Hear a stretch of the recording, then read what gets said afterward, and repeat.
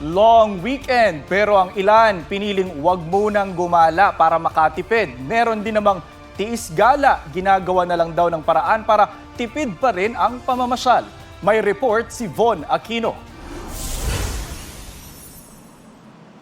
Ang mahal na petrolyo, panira ng gala at lakad sa Metro Manila.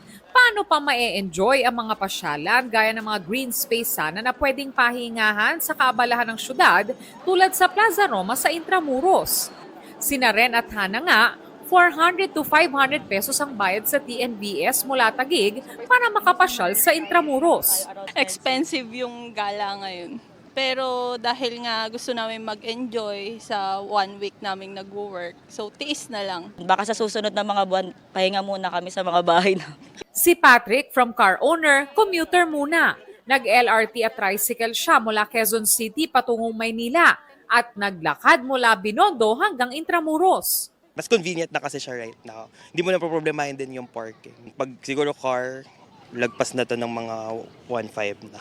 For sure. Ang gastos. Umaaray rin sa mega oil price hike ang mga tricycle driver at mga kutsero sa Intramuros na napansin daw na dumalang ang mga banyagang turista. Mahirap nga yung pasada.